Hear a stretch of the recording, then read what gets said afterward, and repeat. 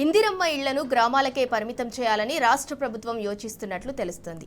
తొలి దశలో గ్రామాలకే ప్రాధాన్యం ఇవ్వనున్నట్లు తెలుస్తోంది. పట్టణ ప్రాంతాల్లో సొంత జాగా ఉన్నప్పటికీ కూడా ఇందిరమ్మ ఇళ్లను ఇవ్వరాదని నిర్ణయించినట్లు తెలుస్తోంది. పేదలైనా తెల్ల కార్డు లేకుంటే ఇందిరమ్మ ఇళ్లు మంజూరు కాదనే అధికారులే చెబుతున్నారు.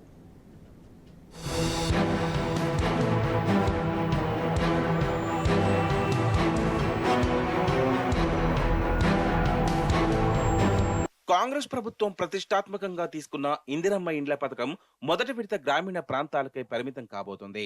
గ్రామాల్లో సొంత జాగా ఉన్నవారికే తొలుత దీనిని అమలు చేయాలని ప్రభుత్వం నిర్ణయించుకుంది. గ్రేటర్ హైదరాబాద్ సహా పట్టణ ప్రాంతాల్లో జాగాలు ఉన్న మొదటి దశలో అవకాశం లేదని అధికారులు చెబుతున్నారు.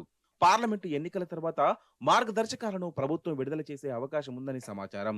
ఇందిరమ్మ ఇండ్ల పథకంలో భాగంగా ప్రతి నియోజకవర్గంలో 3,500 చొప్పున రాష్ట్ర వ్యాప్తంగా 4,50,000 ఇండ్లు నిర్మించాలని ప్రభుత్వం లక్ష్యంగా పెట్టుకుంది. సొంత జాగా ఉన్న వారికి ఇల్లు కట్టుకునేందుకు 5 లక్షల చొప్పున ఆర్థిక సాయం అందిస్తారు. దారిద్ర్య రేఖకు దిగువన ఉన్న కుటుంబాలకు ఇది వర్తిస్తుంది. తెల్ల రేషన్ కార్డు తప్పనిసరి. సొంత జాగా ఉండి కిరాయి ఇండ్లలో కానీ కచ్చా ఇండ్లలో కానీ నివసిస్తున్న వారు ఈ పథకానికి అర్హులు.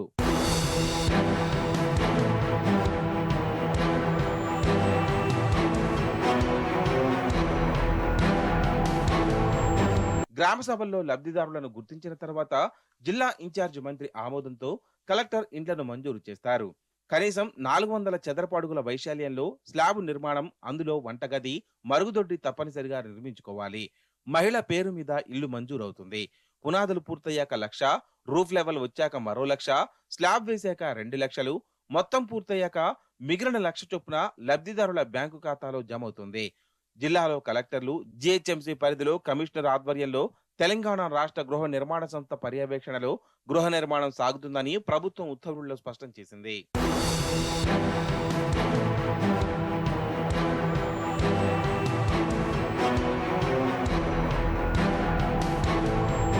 జిహెచ్ఎంసీ సహా పట్టణ ప్రాంతాల్లో పెద్ద సంఖ్యలో పేదలు బస్తీల్లో నివసిస్తున్నారు.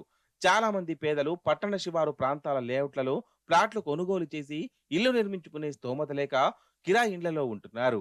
గ్రేడర్ తో పాటు పట్టణాల్లో ఎక్కువ శాతం గ్రామ పంచాయతీ లేఅవుట్లు ఉన్నాయి. వీటికి రిజిస్ట్రేషన్ పత్రాలు ఉంటాయి తప్ప ఎటువంటి అధికారిక అనుమతులు ఉండవు.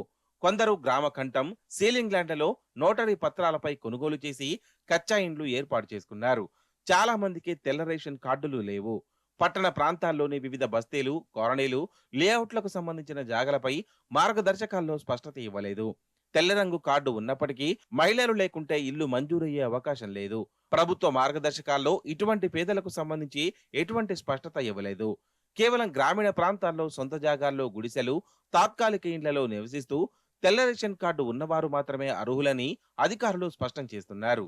పట్టణ ప్రాంతాల్లో నివసిస్తున్న వారి కోసం ఇన్సిటివ్ ని ప్రభుత్వం యోచిస్తోంది. వారు ఉంటున్న బస్తీలను ఖాళీ చేయించి అక్కడే 3-4 అంతస్తులు చిన్న చిన్న ఫ్లాట్లను నిర్మించే యోచన ఉన్నట్లు అధికారులు తెలిపారు.